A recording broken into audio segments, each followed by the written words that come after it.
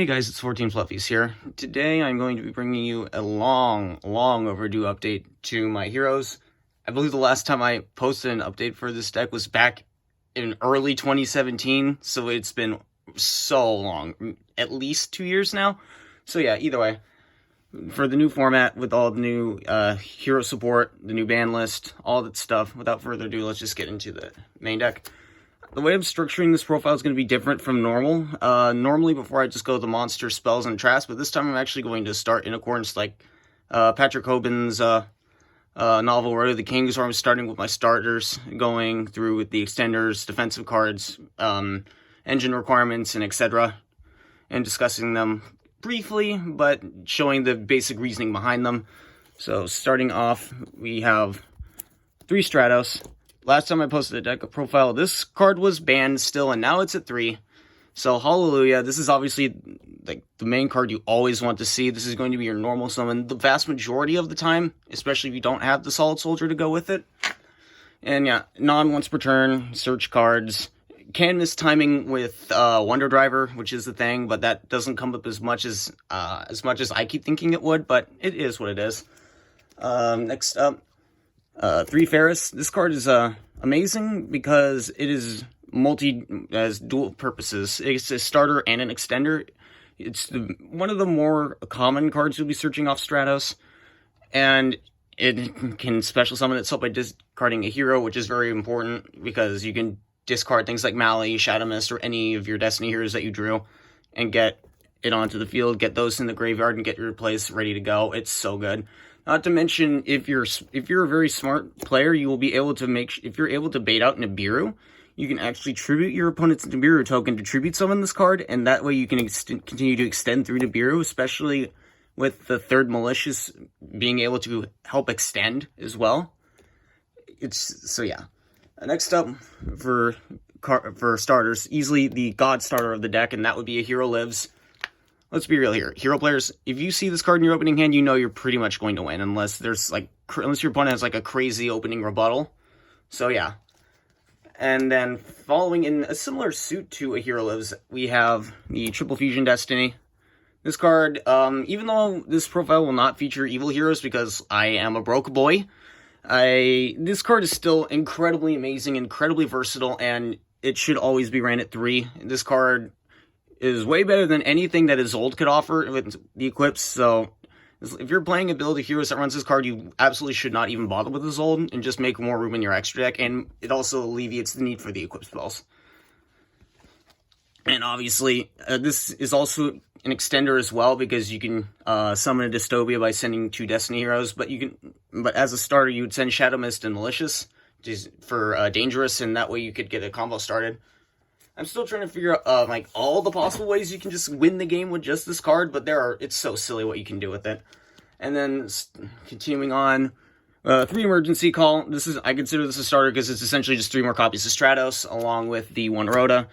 Very little to explain there. It's essentially just these 3 copies of Stratos, 4, 5, 6, 7, and then 8. So you essentially have 8 copies of Stratos in your opening hand, and in a 40-card deck, you basically are you're statistically guaranteed to open Stratos when you have 8 copies of it, in essence. So yeah, that'll conclude like the hard starters. There are some other cards here that could be pseudo-starters, but these are definitively the starters, and this total count is 14. Very similar to Johnny Lee's Sky Striker True Draco count in the video that he uploaded to Simo's channel. So that's kind of like the main inspiration for me, like looking at the deck in this kind of light, and while I took it apart from the ground up and reconstructed it. So yeah, on to the extenders. We have the 3 copies of Malicious. Thank you, Banlist, for giving this back to 3. Of course, with it at 3, you are more likely to draw multiple copies of it, which is incredibly ass, but like this card at 3 is so insane. It's so good. It makes a Hero Lives on 1-card OTK. You're able to tribute summon for Ferris way more often. And yeah, and low-key, tribute summoning Ferris is almost just as good as special summoning it from the hand, because you can just make Trinity with it just off the tribute summon of Ferris and potentially kill your opponent. But enough about that. 2 Solid Soldier. I like to play 2. even though I do prefer to go second with this build. This card's obviously amazing for going first because it allows you to get to Dark Claw Plasma way more consistently, but I like to run 2 just because it makes the deck feel way more consistent. I always want to see this card with Stratos in hand, and it helps make plays a lot better. And having access to DN more reliably is also good. And obviously, this is your main way of summoning Shadow Mist, either from special summoning from the hand with its summon effect, or but with its graveyard effect to summon it when used for fusion material or mass change, or even if it's like board wiped by Raigeki or Dark Hole, which is far less likely, but still possible. Next up, 2 Shadow Mist. This card's not nearly as useful as it used to be because the deck does not rely nearly as much as on searching mass change. But this card is still something you really need. Obviously, if you're going first, you absolutely need to be able to get this from the graveyard with Solid Soldier. So yeah. And it also is just very useful for helping you get to your combo pieces if discarded by Ferris when you go second. And 2 Vion, this is what you get off of Increase. And even by itself, it's a halfway decent normal summon. A Solid Soldier with the Vion is pretty good. Low-key, still pretty good. There have been times where, like, my Ferris has been interrupted by something like a Veiler or Impermanence, and then I followed up with Solid Soldier Vion, and then I was still able to end up with Dark Claw Plasma, or some other kind of ridiculous play. So, yeah, these do allow you to extend very well. And then, for the last extending monster, one draw hand. My build actually does not run Celestial. Unpopular opinion, I don't like Celestial that much, but this, and the only reason why I prefer this over Celestial is because this is a guaranteed body on the field that gives me cards, and this helps me make rank 4s. It just helps me get back into the game better than Celestial would. Sure, your opponent can draw a card, but you can trigger Dark Law with it. You can do all kinds of stuff with it. It's not nearly as bad as it sounds. So, yeah, and I do play rank 4, so after I do summon, I could just detach his material and keep getting more uses out of it, and before I would kind of be in a position where I'd have to banish it. So yeah, it's not that bad. It's really good. So, and for the last extender, 1 fusion substitute. This would technically also qualify as an engine requirement, but I consider this to be an extender as well, just because, like, with your main plays, you'll be linking off your fusions, and this just lets you put them back in the extra deck and get free cards. It's so free. I don't understand. I low-key think that this is an amazing pick. But if you're playing Evil Heroes, I can understand why you wouldn't have room for this. This would most likely just be a Dark Calling, but if you're a budget hero player and you don't have the capacity for Evil Heroes, try this card out. I highly recommend it. And I could technically also include Increase in the extenders, but I honestly just consider it more of an engine requirement. It obviously, like, you summon this from the Spawn Trap Zone by tributing a hero. Most likely it'll be Ferris most of the time, and then that'll get your Vion, and that'll extend your plays. And yeah, I'm not going to move these out of the way for the engine requirements because there's only one more, and that's just the Poly. Yeah, this card is kind of the worst card in the deck for the most part, unfortunately. It doesn't offer quite the same value that Fusion Sub does, but this card lets you use cards out of your hand, and there were a few times where I've actually Fusion Summoned Dystopia normally with the Mali on field, plus like the times I've drawn Dynatag or Draw Hand. So yeah, this card is still very useful, and if your play gets interrupted by a hand trap of some kind and you're not able to get the adequate number of monsters on the field for Fusion Sub, getting Poly is not bad by any means. So yeah. Next up, oh yeah, and that was all the engine requirement cards. When I reconstructed this deck, I actually tried to minimize as many of the engine requirements or the bricks as possible. So these hands are almost always very playable. And then coming up for the defensive cards, we got Honest Neos and Dynatag. These 2 cards can honestly also be qualified as engine requirements, but Honest Neos is obviously probably more of an offensive card than Dynatag, but it's still very important. It's searchable defense in a way. Dynatag also has utility in the graveyard, and it's also really good at stopping OTKs, and some circumstances it's good in time, but you'd already have to have more life points than your opponent anyway for that, so it's eh. But yeah, there were a few times where discarding Dynatag has saved my ass, so it's very much so worth running. Plus, it helps with Dystopia. Both of these cards do, but Dynatag more than anything, because you can use it from the graveyard, and Fusion Destiny just puts it there. And then we have our traditional hand traps. We got our 3 Ash Blossom. Thank God for this card being a common. Last time I was in the game, this card was a secret rare, and it was $80. Fuck that. And then our 3 Effect Veiler. I was playing Ghost Ogres for a little bit, but then, like, Stratos and Mally came back to 3, and it's just like, oh, I don't have space anymore. Sorry, Ghost Ogre. So yeah, these are all the defensive cards this deck can play. Sure, there are some other cards that could technically fulfill the role of defensive that you'll see later in the main deck, but yeah, but these are, like, the main ways that you do it. And realistically, like, the way this deck plays, you really use these just to disrupt your opponent's play and make them end on suboptimal boards just so you can kill them easier. So yeah, and then next up, there's one bomb in this deck, and that's obviously Plasma. Just drop it, negate all their effects, equip a monster. It's effect negation with spot removal, which is absolutely amazing. So yeah, obviously, you put this next to Dark Claw, that's a very powerful field, and the only real things that would out this would be like Lava Golem, Super Poly, which is kind of unfortunate because it's a very popular card.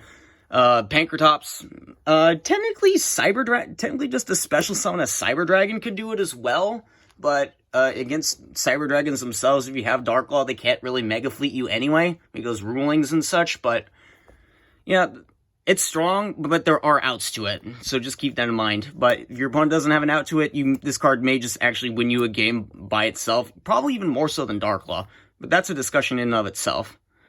And then lastly, the one card that I honestly could not even, like, place into a category in and of itself, because I realize it's just so ridiculously versatile. Mass Change.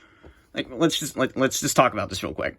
This card is an extender because of cards like Anki, being able to search it in the battle phase, and then you can just keep attacking, keep placing more monsters on the field. It's defensive because it can allow you to dodge certain targeting effects, as well as being able to do other things. It could be a potential bomb if you flip a Dark Claw and then hit a card out of their hand. And low-key, another interaction is that it could also be a bomb if you have Stratos, if you summon Stratos and have multiple other heroes on the field, and then you mass change the Stratos in response to its own effect. And then when it leaves the field, it will resolve, and then you'll have your Wind Best hero plus all of the other heroes, and then you'll get to pop one additional card than you normally would with that. So that could potentially be another big bomb blowout.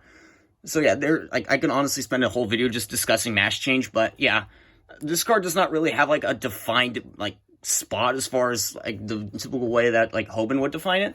So, like, this card's low-key broken, if you really think about it by that logic.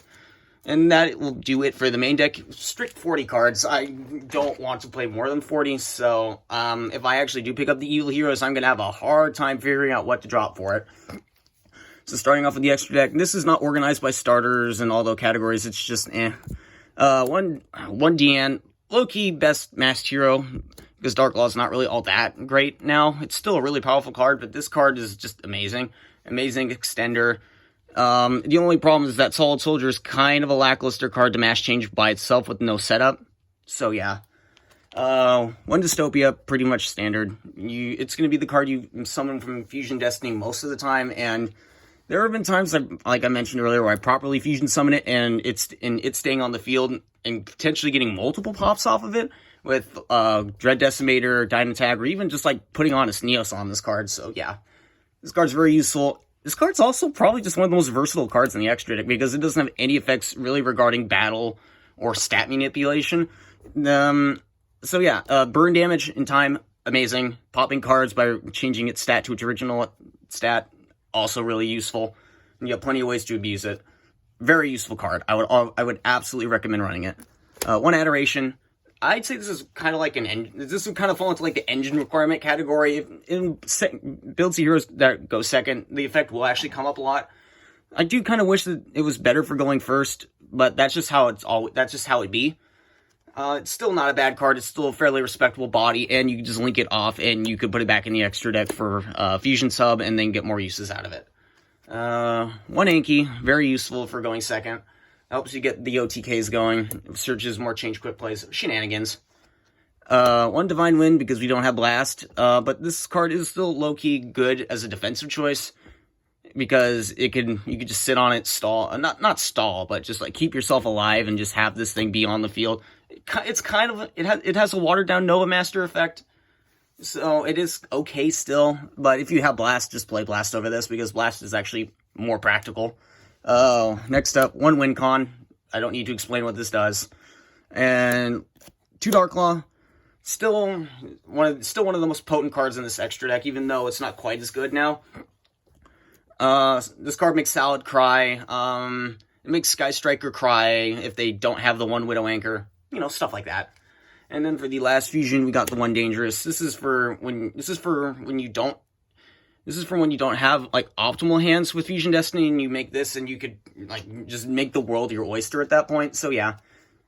And there are times where I actually do use the effect. I can say, like, if I have a Malicious and Fusion Destiny in hand, I can go, like, Shadow Mist, Dynatag, pitch the Mally, send draw hand, stuff like that. And then we are playing 1xc, and that is Daigusto Emerald. Thank you, ban list. This card's low-key. This card's really good for getting resources back into the deck. It's underutilized, really. So, yeah. Yeah, and this card with draw hand is amazing. Just detach, draw hand, shovel back, 3, draw, and then next turn, draw more. You know. And then for the links, one Dread Decimator, one Wonder Driver. I don't know why people aren't playing this, especially like the builds that main deck Super Poly. Why are you not playing this card? Just do it. Got two Cross Crusader. Very much so, like, obvious. It's just a little sad it's only a rare. Oh well. And then for the last link, I'm actually playing one Beat Cop because if I actually have an Emerald play and I have the Cross Crusader, not Cross Crusader, the Solid Soldier, and I have a valid target to summon from my hand with the draw hand on the field, I can overlay for the Emerald, use the Emerald effect, detach the draw hand, and then just link away all the monsters for Beat Cop, and then I'll have guaranteed link zones to extend off of. So yeah, that's kind of the general gist of it. Also, if you're playing Super Poly, it's really good for getting the Super Poly target out of your extra monster zone. So yeah, that wraps up the extra deck. And then I guess I'll go over the side deck real quick. First up, Grease Smear Mode because I don't have Nibiru or Super Poly. Low-key pretty good against Thunder Dragons, or if you're trying to mind game your opponent into thinking you have Nibiru, but then just give them a Chicken Nugget instead, you know. Two Ghost Ogre. There are still matchups where it is good. Like if I play against Pend, I'll side these in. Or any other like combo deck. This is really good. It's kind of not that great in the side deck really, since you really want it in the main deck, but it is what it is. Then the rest of the extra side deck is really made just so you can play the game, have bombs and stuff like that.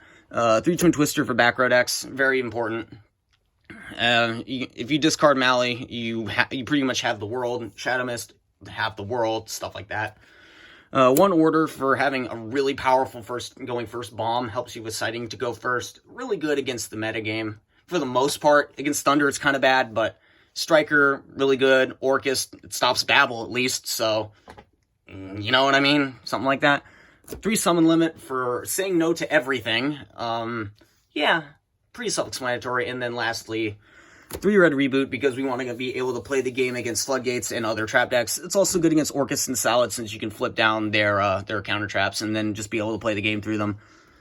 So yeah, that is it for the deck profile. I tried to keep it brief since, you know, I often talk forever about this kind of stuff. So yeah, tell me what you guys think of the profile. In the comment section, leave a like, comment, and subscribe, and I will see you guys hopefully in the next video, whenever that is. Peace.